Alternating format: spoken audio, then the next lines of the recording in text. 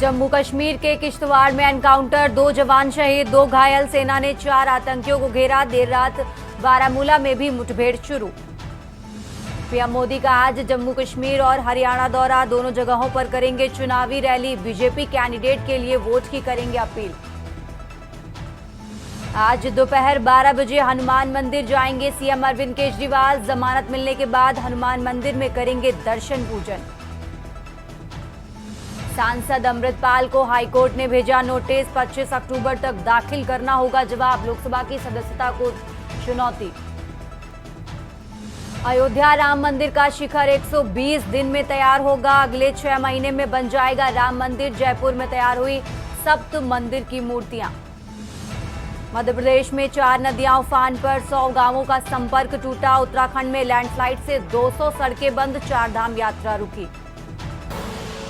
आप देख रहे हैं खबरों का सारथी। नमस्कार, आप देख रहे हैं देश की बात। मैं हूं आपके साथ तन्वी सक्सेना। बुलेटिन की शुरुआत करते हैं दिल्ली की खबर से, जहां दिल्ली से अहम जानकारी आपको बता रहे हैं। आज जम्मू कश्मीर के दौरे पर रहेंगे प्रधानमंत्री नरेंद्र मोदी।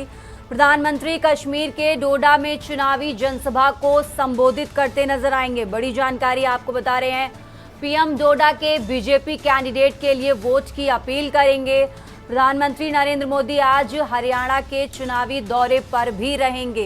अहम जानकारी आपको बता रहे हैं। प्रधानमंत्री हरियाणा में चुनावी जनसभा को संबोधित करेंगे। कुरुक्षेत्र में बीजेपी की चुनावी रैली को करेंगे संबोधित। बड़ी जानकारी आपको बता रहे हैं। बीजेपी कैंडिडेट को जिताने के लिए जनता से वोट की अपील करेंगे। बीजेपी प्रत्याशियों के लिए वोट मांगते नजर आएंगे प्रधानमंत्री नरेंद्र मोदी। आपको बता दें, जम्मू कश्मीर के डोडा में चुनावी रैली को संबोधित करेंगे, तो वहीं हरियाणा के कुरुक्षेत्र में चुनावी रैली को संबोधित करते नजर आएंगे प्रधानमंत्री नरेंद्र मोदी। आपको बता दें, दोनों राज्यों की 90 विधानसभा सीटों पर चुनाव होना है। जम्मू कश्मीर में 3 चरणों में चुनाव होगा। आपको बता दें, 18 सितंबर, 25 सितंबर और 1 अक्टूबर को जम्मू कश्मीर की 90 विधानसभा सीटों पर चुनाव होना है, तो वहीं हरियाणा की 90 विधानसभा सीटों पर 5 अक्टूबर को वोटिंग होगी। और इसी कड़ी में बीजेपी अलर्ट मोड पर नजर आ रही है। प्रधानमंत्री नरेंद्र मोदी आज हरियाणा के कुरुक्षेत्र में चुनावी रैली को संबोधित करेंगे और जम्मू कश्मीर के डोडा में भी बीजेपी कैंडिडेट्स के लिए वोट की अपील करते नजर आएंगे प्रधानमंत्री नरेंद्र मोदी।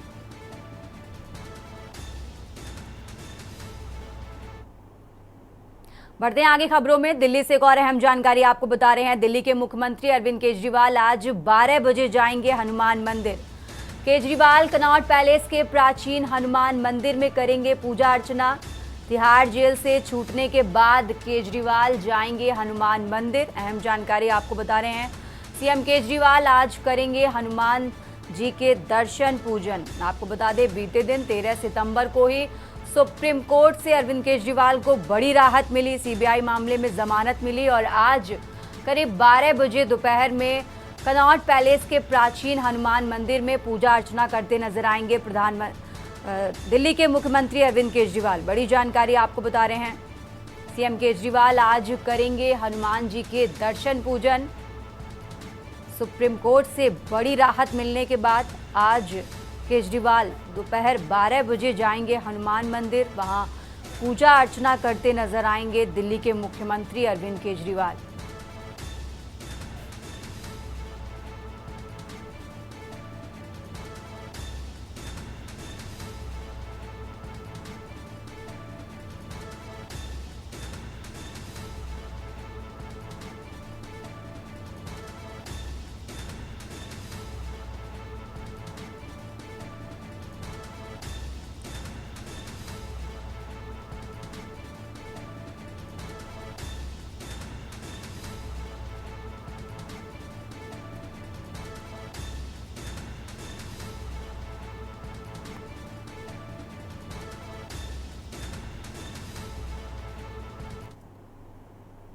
रुक करते हैं अगली खबर का। अहम जानकारी आपको बता रहे हैं। किश्तवाड़ मुठभेड़ में भारतीय सेना के 2 जवान शहीद। किश्तवाड़ मुठभेड़ में भारतीय 2 जवानों की गई जान। व्हाइट नाइट कोर आतंकियों से मुठभेड़ में 2 जवान घायल। दोनों घायल जवानों का इलाज चल रहा।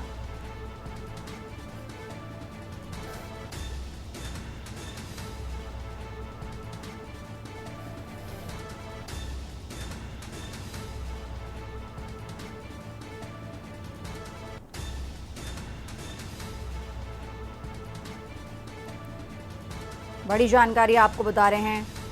जम्मू कश्मीर में किश्तवाड़ और बारामूला के पट्टन में मुठभेड़ जारी। 2 जवान जिसमें घायल हुए हैं और दोनों जवानों का इलाज चल रहा है।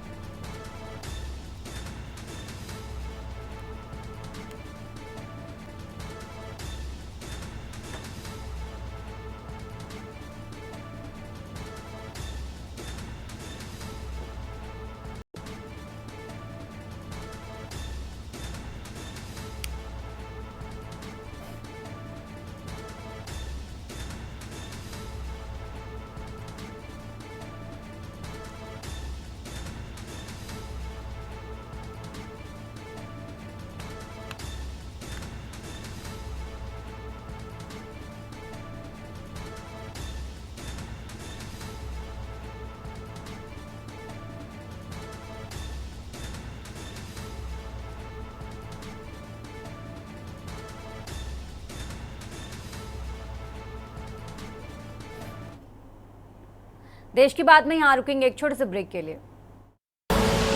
आप देख रहे हैं के न्यूज, खबरों का सारथी। देश की बात में एक बार फिर से हाजिर और अब खबर आपको राजधानी लखनऊ से बता रहे हैं, जहां समाजवादी पार्टी अध्यक्ष आज अखिलेश यादव प्रेस कॉन्फ्रेंस करेंगे। आज अखिलेश यादव करेंगे प्रेस कॉन्फ्रेंस। सपा कार्यालय में सुबह 11 बजे करेंगे प्रेस कॉन्फ्रेंस। बड़ी जानकारी आपको बता रहे हैं, कल मंगेश यादव के परिवार से मिले थे सपा अध्यक्ष और आज करीब 11 बजे सपा अध्यक्ष प्रेस कॉन्फ्रेंस करेंगे। आपको बता दें, मंगेश यादव एनकाउंटर को लेकर यूपी की सियासत गरमाई हुई है। ज्वेलरी शॉप में चोरी और लूट की वारदात में शामिल था मंगेश यादव, जिसके एनकाउंटर में मौत के बाद, हत्या के बाद लगातार अखिलेश यादव की तरफ से सवाल खड़े किए गए। कहा गया कि जाति देखकर एनकाउंटर किए जा रहे हैं और इससे पहले भी मंगेश यादव एनकाउंटर को लेकर सपा अध्यक्ष सरकार पर निशाना साधते नजर आए हैं। कल मंगेश यादव के परिवार से मिले और आज सपा अध्यक्ष करीब 11 बजे करेंगे प्रेस कॉन्फ्रेंस। बड़ी जानकारी आपको बता रहे हैं, आज अखिलेश यादव करेंगे प्रेस कॉन्फ्रेंस। सपा कार्यालय में सुबह 11 बजे करेंगे press conference.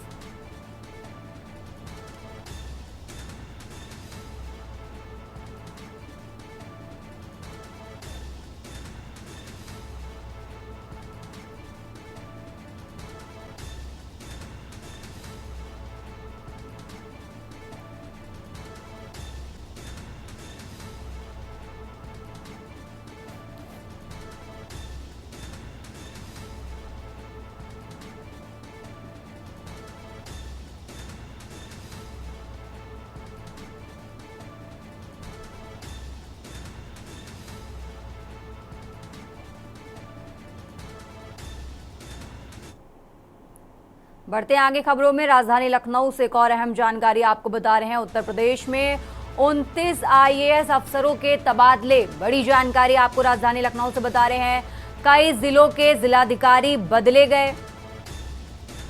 DM Bulandshahr CP Singh का तबादला निरस्त। डीएम सूर्यपाल गंगवार का तबादला भी निरस्त। बड़ी जानकारी आपको बता रहे हैं, कई जिलों के जिलाधिकारी बदले गए। डीएम बुलंदशहर सीपी सिंह का तबादला निरस्त। अहम जानकारी आपको बता रहे हैं, डीएम सूर्यपाल गंगवार का तबादला भी निरस्त किया गया है। और इसी खबर पर ज्यादा जानकारी के लिए शिवा शर्मा हमारे साथ जुड़ गए हैं। शिवा, ये तबादले कई जिलों में क्यों नजर आ रहे हैं, इसके पीछे की वजह क्या है, आप क्या जानकारी है आपके पास? देखिए तन्वी, लोगों की कार्यशैली को लेकर के उत्तर प्रदेश सरकार और खुद मुख्यमंत्री संजीदा रहते हैं और उसी को देखते हुए शायद तबादलों की जो लिस्ट है वो कल देर रात में जारी हुई है। लेकिन कल देर रात तक ये बताया गया था कि लखनऊ और प्रयागराज समेत 10 जिलों के डीएम बदले गए थे, लेकिन अब जो सवेरे की लिस्ट आई है उसमें 2 लोगों के तबादलों के नाम नहीं है, जिसमें से लखनऊ के डीएम रूपा गंगवार शामिल है, जिनको प्रतीक्षा सूची में डाला गया था, उनका कोई भी नाम नहीं है। तो ये माना जा सकता है कि लखनऊ के जो डीएम है वो रूपा गंगवार ही बने रहेंगे, सीपी सिंह नहीं यहाँ पर पोस्ट हो गए। और सीपी सिंह जो गंगवार के सीपी सिंह जो बुलंदशहर के डीएम थे वो वहीं पर बने रहेंगे। लेकिन 29 IAS अफसरों की लिस्ट शामिल है इस पूरी तबादला लिस्ट में, जिसमें भानुचंद्र गोस्वामी है जो अभी तक आगरा के डीएम थे, उन्हें प्रभारी राहत आयुक्त और चकबंदी आयुक्त के साथ साथ विशेष सचिव राजस्व का पदभार मिला है। जो मैनपुरी के डीएम अविनाश के सिंह थे, उनको मैनपुरी से हटा करके प्रभारी महानिदेशक प्रविधि शिक्षा का चार्ज मिला है। जो आजमगढ़ के डीएम थे लंबे समय से विशाल भारद्वाज, उनको आजमगढ़ से हटा करके डीएम कुशीनगर बनाया गया है। उमेश मिश्रा जो कुशीनगर में डीएम थे, उनको वहां से हटा करके जिलाधिकारी मुजफ्फरनगर बनाया गया है। नवनीत सिंह चहल, उनको आजमगढ़ डीएम का चार्ज मिला है। और शामली के जो डीएम थे रविंदर सिंह, जो अभी तक उनकी लंबे समय से तैनाती थी, उनको वहां से हटा करके फतेहपुर का चार्ज मिला है। इसी तरीके रविंद्र कुमार मंदर जो जौनपुर के डीएम थे, उनको अब प्रयागराज का चार्ज मिला है। और अरविंद बांगरी, उनको डीएम आगरा बनाया गया। तो इसी तरीके से तमाम जो जिलाधिकारी हैं जो अपनी अपनी जगह तैनात थे लंबे समय से, उनको वहां से हटाकर किया गया है। लेकिन तन्वी, एक बड़ी बात ये भी कि आने वाले समय में उपचुनाव भी है और प्रयागराज के साथ साथ अलग अलग जिलों में जो उपचुनाव अगर होने हैं तो उनको किस तरीके से कराया जाना, उनकी व्यवस्था किस तरीके से कराई जानी, इसको लेकर के भी 2 डीएम के जो हैं वो कार्यभार बदले गए हैं। तो लोगों की कार्यशैली इन IAS अफसरों की और कहीं ना कहीं जो शिथिलता है इनके कार्यों में, जो कहीं ना कहीं वो अपने कार्यक्षेत्र में साबित नहीं कर पाए होंगे शासन प्रशासन को, उसको लेकर के भी तमाम जिलों के डीएम के तबादले हुए हैं। और आने वाले समय में कई और ऐसे जिलों के जो डीएम है वो टारगेटेड है मुख्यमंत्री के फिंगर पॉइंट्स पे या मुख्य सचिव के फिंगर पॉइंट पे, शासन प्रशासन के फिंगर पॉइंट पे, उन पर भी तबादले जल्द होने की इंतजार, और ये कहा जा रहा है कि उनकी भी लिस्ट जल्द आ सकती है। जी शिवा, बहुत बहुत धन्यवाद। आप आगे भी हमारे साथ बने रहिए, हम आगे भी आपसे जानकारी लेते रहेंगे। और खबर आपको बता रहे थे जहां यूपी में कई जिलों के डीएम के तबादले किए गए हैं, निरस्त किए गए हैं। एक बड़ी वजह मानी जा सकती है कि यूपी में उपचुनाव को लेकर ये तबादले किए जा रहे हैं, या फिर उनके कामों में लापरवाही बरतने को लेकर भी एक बड़ा कारण हो सकता है जिलाधिकारी के तबादले का।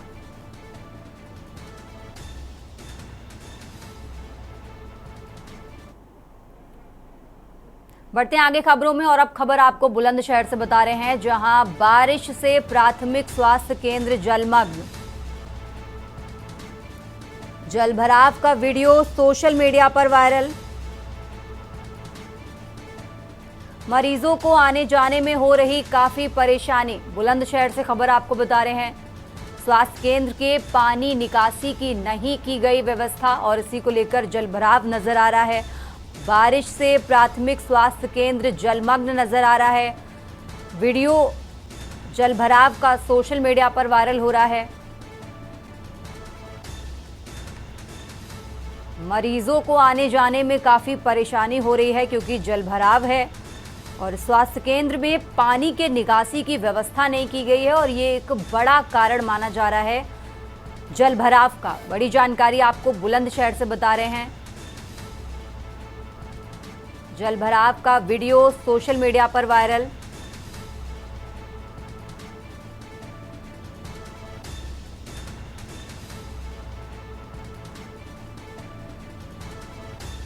ज्यादा जानकारी के लिए हमारे साथ अनिल मीणा जुड़ गए हैं। अनिल, जलभराव का वीडियो सोशल मीडिया पर वायरल हो रहा है, अभी तक शासन प्रशासन की तरफ से क्या आगे इंतजाम किए गए हैं ताकि मरीजों को ये इस तरह की दिक्कत का सामना ना करना पड़े?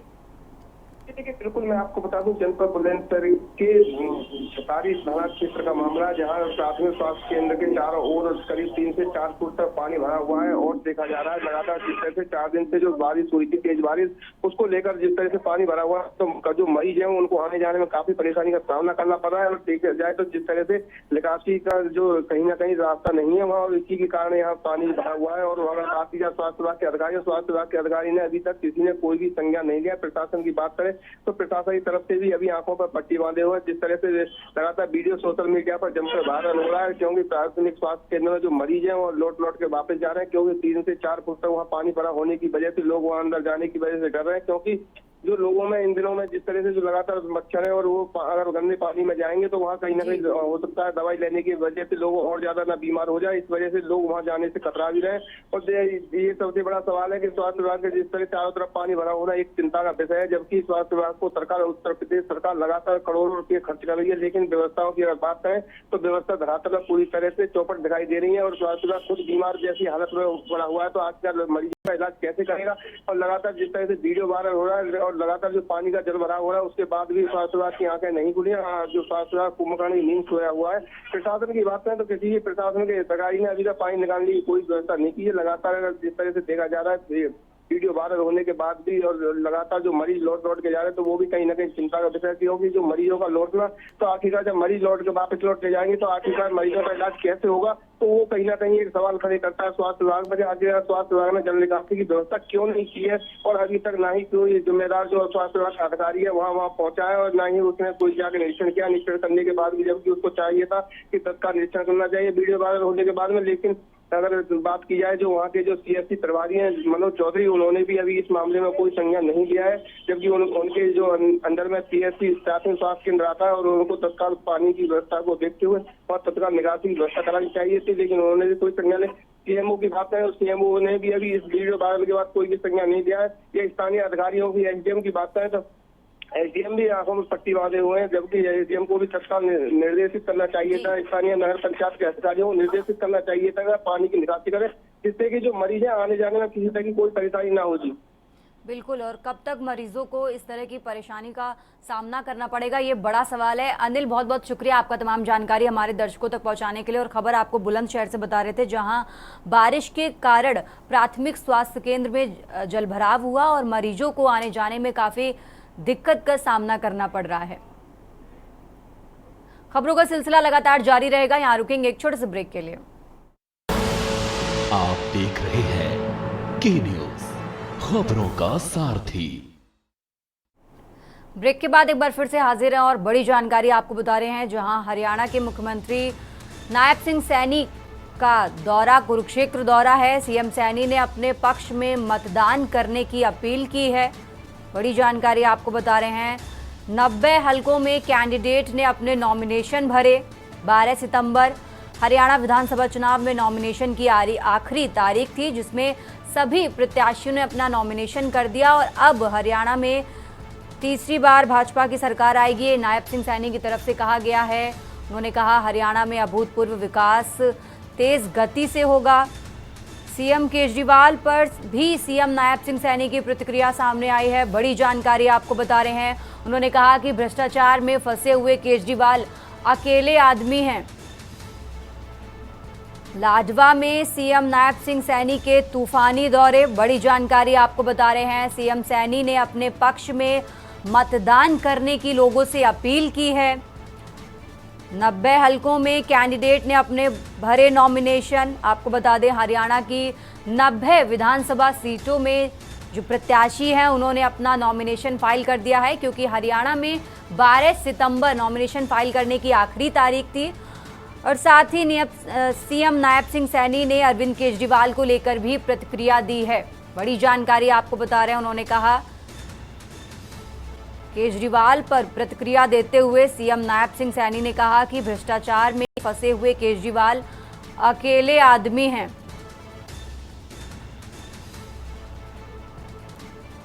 कुरुक्षेत्र से अहम जानकारी आपको बता रहे हैं, CM नायब सिंह सैनी ने अपने पक्ष में मतदान करने की लोगों से अपील की।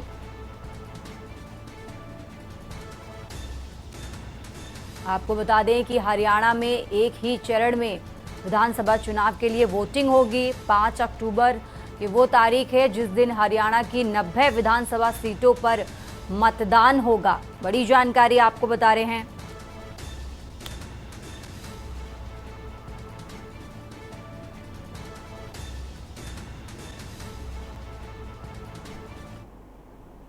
और इसी बीच सीधा रुख करेंगे राजधानी लखनऊ का, जहां लखनऊ से अहम जानकारी आपको बता रहे हैं। DM बुलंदशहर CP सिंह का तबादला निरस्त।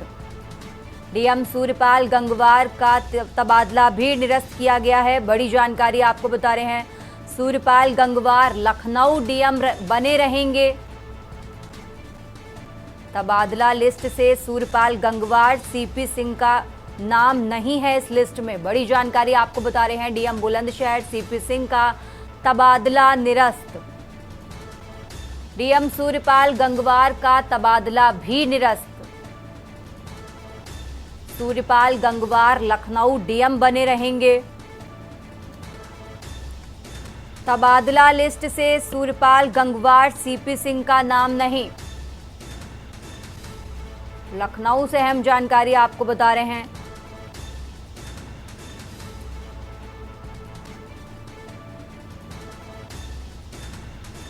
जहां तबादला लिस्ट में सूर्यपाल गंगवार, सीपी सिंह का नाम नहीं। बड़ी जानकारी आपको राजधानी लखनऊ से बता रहे हैं, डीएम बुलंदशहर सीपी सिंह का तबादला निरस्त। डीएम सूर्यपाल गंगवार का तबादला भी निरस्त। और इसी खबर पर ज्यादा जानकारी के लिए हमारे साथ शिवा शर्मा जुड़ गए हैं। शिवा, डीएम बुलंदशहर और सूर्यपाल गंगवार जो हैं वो डीएम बने रहेंगे, क्या कुछ वजह है जिस वजह से तबादले लिस्ट से इन दोनों लोगों के नाम हटा दिए गए हैं? शिवा, देखिए तन्वी, कल देर रात तक ये मालूम पड़ा था, हालांकि लिस्ट इसकी ऑफिशियल जारी नहीं हुई थी, कि लखनऊ के डीएम सूर्यपाल गंगवार को हटा करके उनको वेटिंग में रखा है और जो बुलंदशहर के डीएम थे सीपी सिंह, उनको बुलंदशहर से ट्रांसफर कर लखनऊ का नया डीएम बनाया गया है। लेकिन अब जब सवेरे तबादला लिस्ट आईएएस अफसरों की आई है तो 29 आईएएस अफसरों के नाम शामिल है, उसमें सीपी सिंह और सूर्यपाल गंगवार का नाम कहीं भी नहीं है। और ये इनसे फेमस खबर है कि बुलंदशहर डीएम सीपी सिंह का और लखनऊ डीएम सूर्यपाल गंगवार का दोनों ही आईएएस अफसरों के तबादले निरस्त कर दिए गए हैं और निरस्त करने के बाद इन सभी की लिस्ट जारी हुई है। तो अब ये कहा जा सकेगा, जो ये प्रयास लगाया जा रहा था कि लखनऊ डीएम का ट्रांसफर हो चुका है, उनकी जगह सीपी सिंह आए हैं, तो ये पूरी तरीके से गलत है। विभाग का खंडन है, क्योंकि उस तबादला लिस्ट में दोनों ही अफसरों का नाम नहीं है। तो सूर्यपाल गंगवार लखनऊ के डीएम बने रहेंगे और सीपी सिंह, चंद्रप्रकाश सिंह है, वो बुलंदशहर के डीएम बने रहेंगे। और इसके अलावा जितने भी आईएएस अफसरों के ट्रांसफर हुए थे उसकी सूचना पूरी तरीके से ऑफिशियल जारी हो गई, लिस्ट जारी हो गई है। तो इन दोनों के कार्य प्रभार में, कार्य क्षेत्र में किसी तरीके का बदलाव नहीं है और लखनऊ के डीएम सूर्यपाल गंगवार अपनी जगह बने रहेंगे। जी शिवा, बहुत बहुत शुक्रिया आपका तमाम जानकारी हमारे दर्शकों तक पहुंचाने के लिए। और खबर आपको लखनऊ से बता रहे थे, जहां डीएम बुलंदशहर सीपी सिंह का तबादला निरस्त कर दिया गया है, उनका लिस्ट में नाम नहीं है। साथ ही डीएम सूर्यपाल गंगवार का भी तबादला निरस्त किया गया है। अहम जानकारी आपको बता दें, लखनऊ डीएम बने रहेंगे।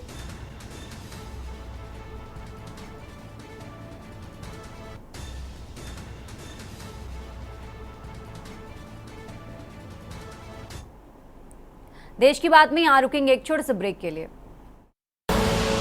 आप देख रहे हैं के न्यूज, खबरों का सारथी। देश की बात में एक बार फिर से आप सभी का स्वागत है और सीधा रुख करेंगे बुलंदशहर का, जहां बुलंदशहर से बड़ी खबर आपको बता रहे हैं। बुलंदशहर से इस वक्त की बड़ी खबर, शासन ने डीएम सीपी सिंह का ट्रांसफर रोका। बड़ी जानकारी आपको बता रहे हैं, बुलंदशहर से सीपी सिंह ही बने रहेंगे बुलंदशहर के DM. Bulandshahr DM CP Singh का रुका ट्रांसफर। बड़ी जानकारी आपको बता रहे हैं, बुलंदशहर से इस वक्त की बड़ी खबर आपको बता रहे हैं, जहां शासन ने डीएम सीपी सिंह का ट्रांसफर रोका। सीपी सिंह ही बने रहेंगे बुलंदशहर के डीएम। ज्यादा जानकारी के लिए संवाददाता अनिल मीणा हमारे साथ जुड़ गए हैं। अनिल, क्या वजह मानी जाए कि बुलंदशहर के जो डीएम है उनका ट्रांसफर नहीं किया गया? बिल्कुल, मैं आपको बता दें, देर रात खबरें आ रही थी कि डीएम सीपी सिंह का ट्रांसफर लखनऊ डीएम बना दिया गया, लेकिन शासन के द्वारा ही उनके ट्रांसफर को निरस्त कर दिया गया।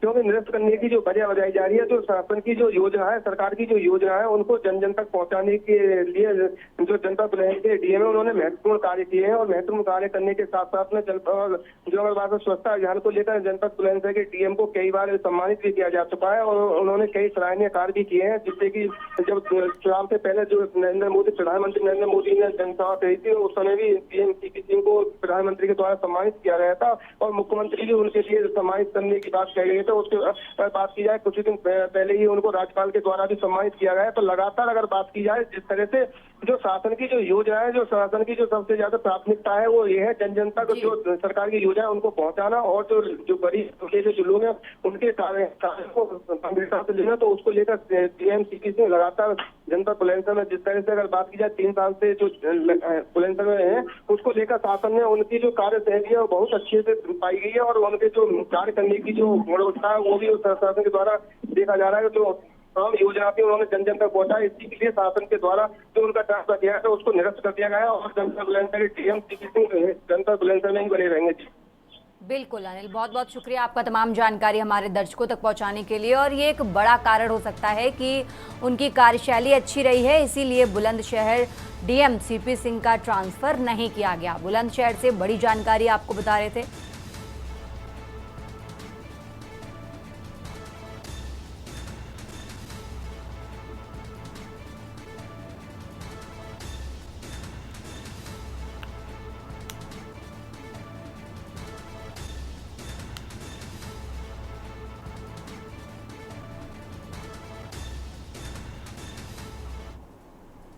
चलिए बढ़ते आगे खबरों में। राजधानी लखनऊ से अहम जानकारी आपको बताते हैं, जहां उत्तर प्रदेश में 13 आईएएस अफसरों के तबादले, कई जिलों के डीएम बदले गए। बड़ी जानकारी आपको बता रहे हैं। सीपी सिंह लखनऊ के नए जिलाधिकारी बने, निधि गुप्ता बनी डीएम अमरोहा। एक एक करके नाम भी आपको बता रहे हैं। घनश्याम मीना डीएम हमीरपुर बनाए गए।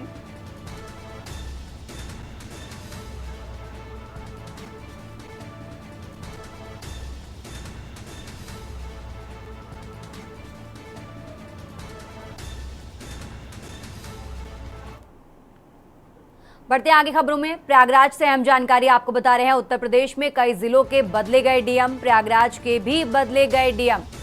बड़ी जानकारी आपको बता रहे हैं। रविंद्र मंडेर बने डीएम प्रयागराज, नवनीत चहल बने डीएम आजमगढ़। बड़ी जानकारी आपको बता रहे हैं। उत्तर प्रदेश में कई जिलों के डीएम बदले गए, एक एक करके नाम भी हम आपको बता रहे हैं। नवनीत चहल बने डीएम आजमगढ़। यूपी में कई जिलों के बदले गए डीएम, बड़ी जानकारी आपको बता रहे हैं। प्रयागराज के भी बदले गए डीएम। और अब रविंद्र मंडेर प्रयागराज के डीएम हैं, बड़ी जानकारी आपको बता रहे हैं। तो वहीं आजमगढ़ के डीएम नवनीत चहल बने हैं।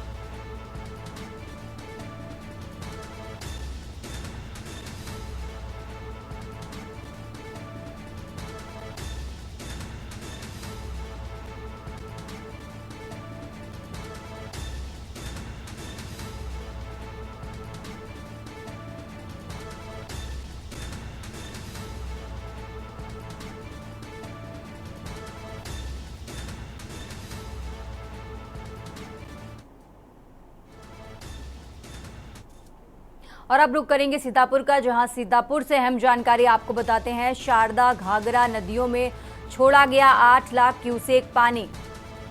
उत्तराखंड में हो रही भारी बारिश के चलते छोड़ा गया पानी। बड़ी जानकारी आपको सीतापुर से बता रहे हैं। सीतापुर जिले के गजर इलाकों में मंडराया बाढ़ का खतरा। जिला प्रशासन ने डुग्गी पिटवाकर ग्रामीणों को किया अलर्ट। सीतापुर जिले के गजर इलाकों में मंडराया बाढ़ का खतरा। जिला प्रशासन ने डुग्गी पिटवाकर ग्रामीणों को किया अलर्ट। सभी गांव वालों से नदी से दूर रहने की चेतावनी दी। गांव वालों को समझाया गया कि वो नदी के पास ना जाएं। लहरपुर तंबौर रेउसा थाना गांव का मामला आपको बता रहे हैं। शारदा घाघरा नदी में छोड़ा 8 लाख क्यूसेक पानी। सीतापुर से खबर आपको बता रहे हैं। उत्तराखंड में हो रही भारी बारिश के चलते छोड़ा गया पानी। सीतापुर जिले के गजर इलाकों में मंडराया बाढ़ का खतरा। जिला प्रशासन ने ग्रामीणों को किया अलर्ट। ग्रामीणों से कहा गया कि वो नदियों के पास ना जाएं। जिला प्रशासन ने गांव वालों को सतर्क रहने की सलाह दी और कहा कि नदी से दूर रहें। लहरपुर तंबौर रेउसा थाना गांव सदरपुर महमूबाबाद का आपको मामला बता रहे हैं।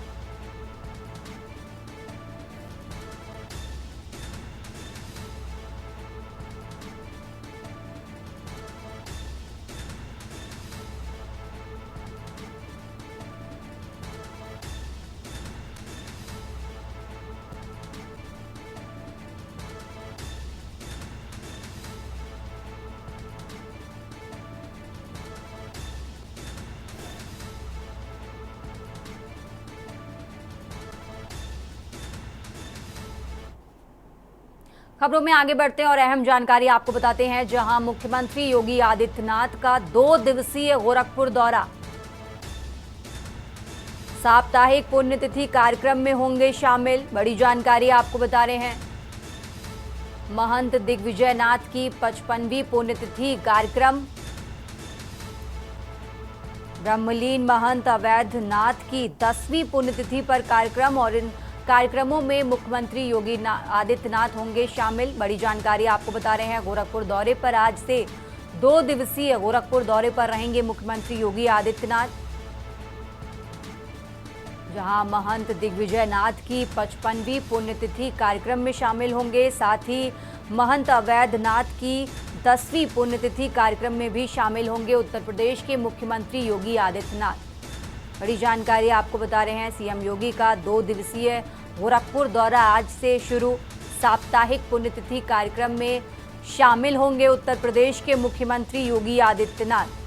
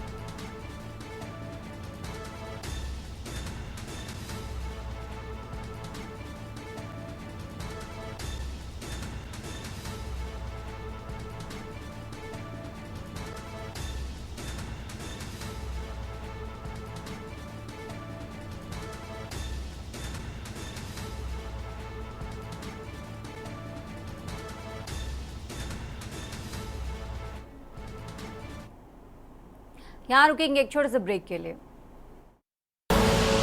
आप देख रहे हैं के न्यूज, खबरों का सारथी। ब्रेक से वापस आ गए और सीधा रुक करेंगे राजधानी लखनऊ का, जहां लखनऊ से अहम जानकारी आपको बता रहे हैं। बड़ी जानकारी आपको बता रहे हैं। लेट फीस के साथ 20 सितंबर तक आवेदन कर सकेंगे छात्र।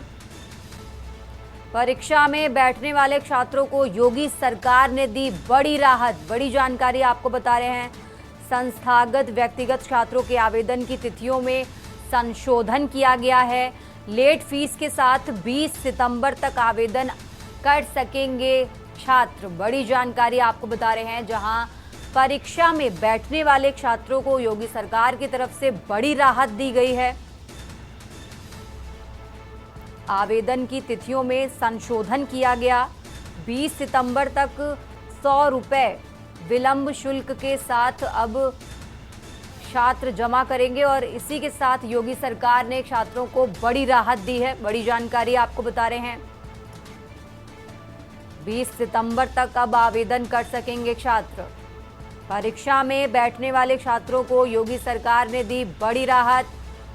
संस्थागत व्यक्तिगत छात्रों के आवेदन की तिथियों में संशोधन किया गया है। लेट फीस के साथ 20 सितंबर तक आवेदन कर सकेंगे छात्र। बड़ी जानकारी आपको बता रहे हैं।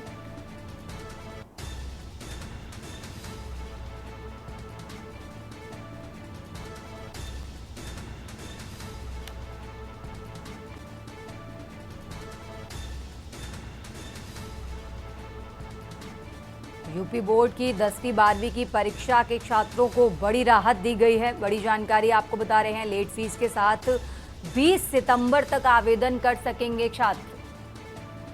परीक्षा में बैठने वाले छात्रों को योगी सरकार ने दी बड़ी राहत।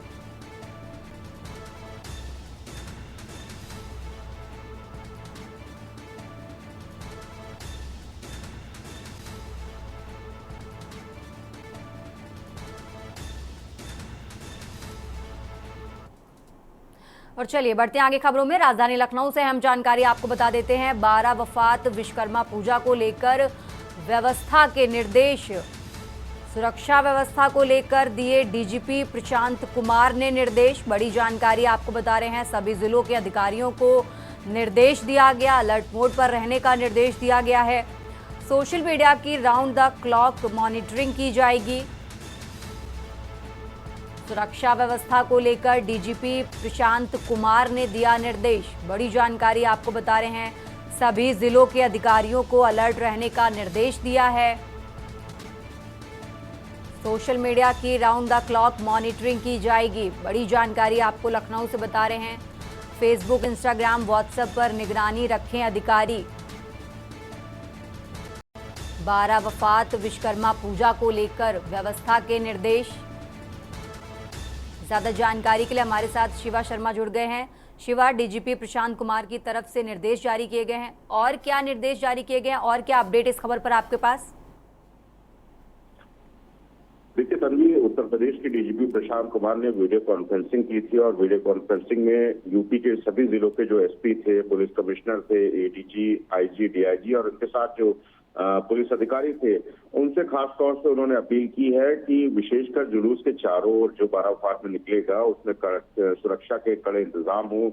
जो पुलिस के जो प्रबंध होते हैं उसको सुनिश्चित कराने के साथ ही संवेदनशील स्थानों पर चेकिंग बढ़ाने और शरारती तत्व जो इस तरीके के माहौल को बिगाड़ते हैं उन पर लगातार निगरानी बनाएं, चेकिंग बढ़ाएं और इसी तरीके के निर्देश दिए हैं। और साथ ही साथ ये भी कहा है कि नई परंपरा के तहत कोई भी जुलूस नहीं निकलना चाहिए। जो पुरानी परंपराएं हैं जिनके जुलूस निकलते थे उन्हीं के सिर्फ जुलूस निकलने चाहिए और उनकी जो सुरक्षा है उनको भी सुनिश्चित कराया जाए। ये भी डीजीपी ने कहा है कि बीते सालों में जिन जगहों पर भी किसी प्रकार का विवाद हुआ हो या छुटपुट घटनाएं हो, पुलिस और राजस्व के अधिकारी जो है उसे मिलकर सुलझाए, उनके साथ बैठक करे और संवेदनशील स्थानों पर पूरी सतर्कता बरती जाए। थाना स्तर पर जो 12 वफात की जो जुलूस मार्गों पर जो जुलूस निकलते हैं और उसके संवेदनशील स्थानों को चिन्हित कर उनके साथ पीस कमेटी की मीटिंग की जाए। जुलूस के जो चारों पुलिसकर्मी की तैनाती की जाए और ये भी कहा है कि जो कार्यक्रमों के जो आयोजक हैं, जो व्यवस्था इस पूरी चीजों की कराते हैं, उनके साथ पुलिस के अधिकारी बैठ करके, धर्मगुरुओं के साथ बैठ करके निरंतर संवाद बनाए रखें ताकि 12 वफात का और साथ ही साथ विश्वकर्मा पूजा का जो दोनों त्योहार है उसमें किसी तरीके का कॉन्ट्रडिक्शन ना हो, उसमें किसी तरीके की कोई भी लापरवाही ना हो। और साथ ही साथ जो जितने भी इलाके हैं जुलूस के या पूजा स्थल के, उन सभी जगहों पर सीसीटीवी कैमरे लगाए जाए और साथ ही साथ सोशल मीडिया के जरिए और ड्रोन कैमरे के जरिए उन इलाकों की निगरानी कराई जाए। ये साफ तौर से उन्होंने आदेश दिया है कि एसओ और सीओ प्रत्येक छोटी घटना को लेकर के किसी भी तरीके की लापरवाही न बरते। किसी भी तरीके की कोई छुटपुट विवाद भी होता है तो वहां पर घटनास्थल पर जाकर के वहां घटनास्थल का निरीक्षण करे, उस विवाद को हल कराने का प्रयास करे और सुरक्षा संबंधी जो प्रभावी जो कदम उठाए जाने हैं और जुलूस को लेकर के और जो पूजा है विश्वकर्मा पूजा, उनको लेकर के लगातार 24 घंटे निगरानी बनाए रखे। तो सभी एसपीज को और खासतौर से पुलिस कमिश्नर को इस चीज के लिए उन्होंने अल्टीमेटम दिया है कि किसी तरीके का अगर कोई विवाद होता है तो उससे निपटने के लिए अगर उन्होंने कोई रणनीति नहीं बनाई या विशेष कोई प्लान नहीं बनाया तो उनके खिलाफ आने वाले समय में सख्त कार्रवाई होगी। तो पुलिस के लिए एक बहुत बड़ा ये कहा जाएगा कि आने वाला दिन एक बहुत विशेष है। पुलिस की जिम्मेदारियां बहुत ज्यादा बढ़ जाती हैं, क्योंकि 16 तारीख को बारावफत का जुलूस निकलना है और ऐसे संवेदनशील जुलूस को लेकर के, स्थानों को लेकर के पुलिस अपनी सतर्कता अगर आने वाले दिनों के लिए आज से नहीं शुरू करेगी तो उसके लिए मुश्किलें पैदा हो सकती हैं। तो पुलिस विभाग के जो बड़े अफसर हैं वो लगातार इस पूरे मामले को मॉनिटर भी कर रहे हैं, चाहे पुलिस हेडक्वार्टर में बैठ करके हो, और संबंधित एसपी और पुलिस कमिश्नर अपने अपने जिलों में लगातार निगरानी बनाए रखी है। डीजीपी ने वीडियो कॉन्फ्रेंसिंग के माध्यम से सभी को निर्देश दिए। आप हमारे साथ बने रहिए, हम आगे भी आपसे जानकारी लेते रहेंगे। और खबर आपको लखनऊ से बता रहे थे, जहां सुरक्षा व्यवस्था को लेकर डीजीपी प्रशांत कुमार ने निर्देश दिए हैं, सभी अधिकारियों को अलर्ट मोड पर रहने के लिए कहा है, और साथ ही 12 वफात और विश्वकर्मा पूजा को लेकर खास तौर पर अलर्ट मोड पर रहने के लिए कहा है, और फेसबुक, इंस्टाग्राम, व्हाट्सएप पर निगरानी रखें अधिकारी, ये भी डीजीपी की तरफ से कहा गया है। आपत्तिजनक पोस्ट होने पर संज्ञान लेकर कार्रवाई की जाएगी। बढ़ते आगे खबरों में, राजधानी लखनऊ से एक और अहम जानकारी आपको बताते हैं, जहां अखिलेश यादव की मंगेश यादव के परिजनों से मुलाकात। सुल्तानपुर ज्वेलर्स लूटकांड का आरोपी है मंगेश यादव। कल पार्टी कार्यालय में अखिलेश यादव ने मंगेश यादव के परिजनों से मुलाकात की। सुल्तानपुर ज्वेलर्स लूटकांड का आरोपी है मंगेश यादव। बड़ी जानकारी आपको बता रहे हैं, अखिलेश यादव की मंगेश यादव के परिजनों से मुलाकात।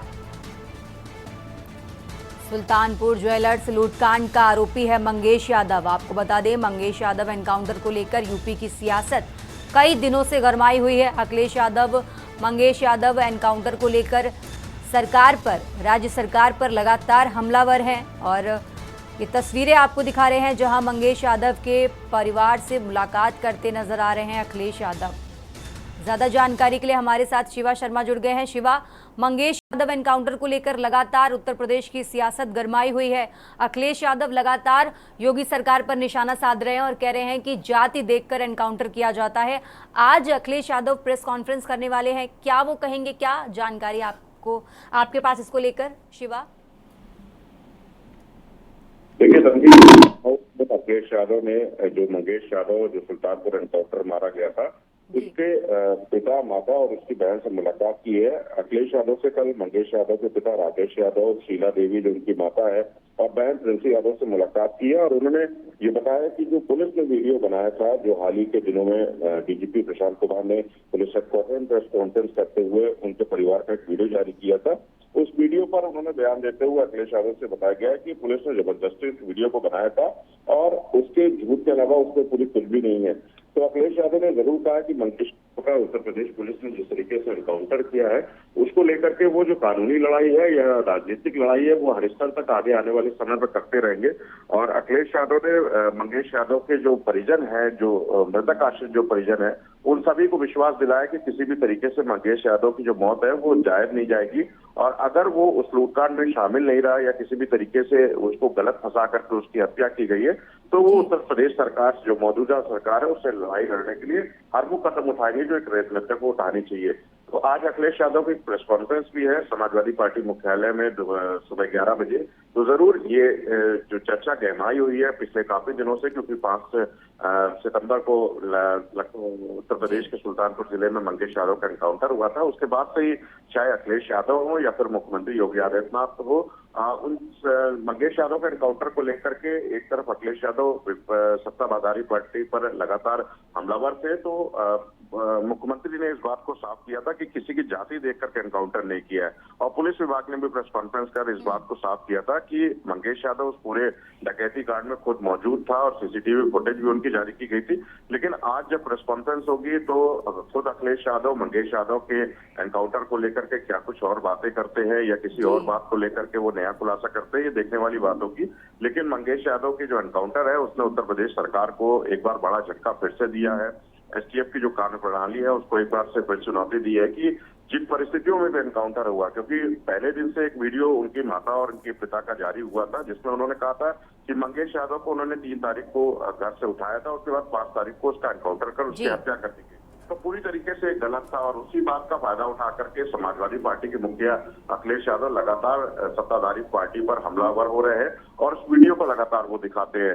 तो जरूर कहीं ना कहीं से सत्ताधारी पार्टी भी थोड़ी बहुत उनकी कि कहा जाएगा कि अफसरों की चूक होगी कि इस तरीके का अगर कोई खुलासा हुआ है तो उसमें उनकी मुश्किलें बढ़ सकती हैं। जी तो शिवा, बहुत बहुत शुक्रिया, आप हमारे साथ बने रहिए, हम आगे भी आपसे जानकारी लेते रहेंगे। और खबर आपको लखनऊ से बता रहे थे, जहां अखिलेश यादव की, मंगेश यादव के परिजनों से मुलाकात की तस्वीरें भी हम आपको दिखा रहे हैं। रुक करते हैं अगली खबर का। राजधानी लखनऊ से एक और अहम जानकारी आपको बता रहे हैं। डीएम राजेश कुमार त्यागी का तबादला, बड़ी जानकारी आपको बता रहे हैं। नई डीएम बनी बरेली नगर निगम आयुक्त निधि गुप्ता। आपको बता दें, उत्तर प्रदेश के कई जिलों के डीएम के तबादले किए जा रहे हैं। 2015 बैच की आईएएस अधिकारी हैं निधि गुप्ता। बड़ी जानकारी आपको बता रहे हैं, बतौर डीएम अमरोहा में पहली पोस्टिंग मिली थी। बड़ी जानकारी, डीएम राजेश कुमार त्यागी का तबादला हुआ और अब नई डीएम बनी बरेली नगर निगम आयुक्त निधि गुप्ता। ज्यादा जानकारी के लिए शिवा शर्मा हमारे साथ जुड़ गए हैं। शिवा, उत्तर प्रदेश के कई जिलों के डीएम के तबादले किए जा रहे हैं, क्या बड़ी वजह है इसकी? क्या उपचुनाव को लेकर ये तबादले किए जा रहे हैं शिवा?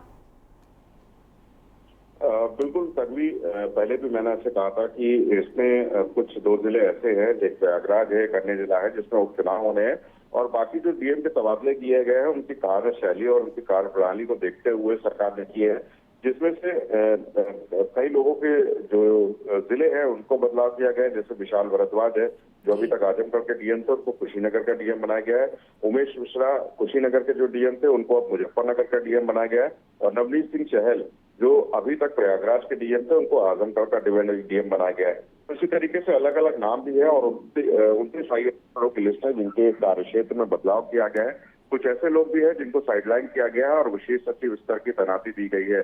तो लोगों के समय समय पर ट्रांसफर पॉलिसी के तहत इन लोगों के ट्रांसफर भी होते हैं और उनकी कार्यशैली को लगातार मुख्य सचिव परखते हुए अपनी एक रिपोर्ट भी तैयार करके और सीएम कार्यालय को देते हैं। और उसमें मुख्यमंत्री हमेशा इस बात को लेकर के उन्होंने कहा है अपने अफसरों से भी, बड़े अफसरों से भी, चाहे वो मुख्य सचिव हो या अपर मुख्य सचिव हो, कि किसी भी डीएम या एसपी या किसी भी स्तर के अधिकारी की अगर छोटी सी भी लापरवाही होती है तो वो रिपोर्ट बना के हमको दे।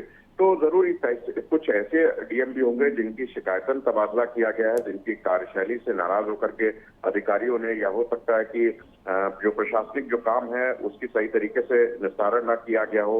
आईडीआरएस की जो पेंडेंसी होती है वो कई जिलों में हमने देखा कि पेंडेंसी होती है जो मुख्यमंत्री शिकायत प्रकोष्ठ की, वो काफी ज्यादा होती है, उसकी वजह से भी तबादले हो सकते हैं। तो अब ये तबादले अभी तक ये कहा जाएगा कि लोकसभा चुनाव के बाद रुके हुए थे और अब डीएम स्तर के अधिकारियों का तबादला हो रहा है। तो आगे आने वाले समय में कई और ऐसे जिले हैं जो टारगेटेड हैं, जिन्होंने अपने जिलों में काम सही तरीके से नहीं किया है, कोऑर्डिनेशन नहीं बनाया है बड़े अफसरों से, ऊपर के अफसरों से, तो जरूर उनके भी नंबर आ सकते हैं। लेकिन अभी फिलहाल ये सुबह 29 आईएएस अफसरों की तबादला लिस्ट जो है वो शासन से जारी हुई है। जी शिवा, क्या ये कहना सही होगा कि मतलब जैसे अगर हम बात करें बुलंदशहर की, तो बुलंदशहर के जो डीएम उनका ट्रांसफर नहीं किया गया, क्या ये कहना सही होगा कि जिनकी कार्यशैली ठीक थी उनका तबादला नहीं किया गया और जिनकी कार्यशैली में कहीं ना कहीं कुछ कमी थी इसके लिए उनका तबादला किया गया? शिवा, देखिए बिल्कुल कुछ काम ऐसे होते हैं जो लगातार डीएम अपने अपने जिलों में बहुत प्रायोरिटी में करते हैं और कुछ काम ऐसे भी होते हैं जो शायद समय सीमा के तहत नहीं हो पाते हैं और उसी से नाराजगी बड़े अफसरों को होती है और उसी की रिपोर्ट हमेशा मुख्यमंत्री कार्यालय पर जाती है जिसका अवलोकन खुद मुख्यमंत्री करते हैं और इसी बात की नाराजगी होती है। लेकिन सीपी सिंह की अगर बात की जाए तो कल तक जो नाम चर्चा में था कि लखनऊ के जो डीएम सूरपाल गंगवार थे उनको हटा करके उनकी जगह बुलंदशहर के डीएम चंद्रप्रकाश सिंह को ला दिया गया है। लेकिन अभी सुबह जो तबादला लिस्ट आई है उसमें किसी भी तरीके का सूरपाल गंगवार को हटाया जाना या बुलंदशहर के डीएम चंद्रप्रकाश को लखनऊ लाया जाना, उसमें किसी तरीके का नाम नहीं है। तो ये जरूर चर्चा का विषय है क्योंकि जो लिस्ट जारी हुई है कल तक तो सभी के नाम थे। इस चर्चा का विषय था कि लखनऊ के डीएम हटा दिए गए हैं, किस बात के लिए हटाए गए इस बात का तो पता नहीं लगा, लेकिन ये चर्चा का विषय था कि लखनऊ के डीएम हटा करके बुलंदशहर के डीएम चंद्रप्रकाश। जी शिवा, बहुत बहुत शुक्रिया आपका तमाम जानकारी हमारे दर्शकों तक पहुंचाने के लिए। और खबर आपको लखनऊ से बता रहे थे, यूपी के कई जिलों में डीएम के तबादले किए गए हैं, एक एक करके हमने नाम भी आपको बताए।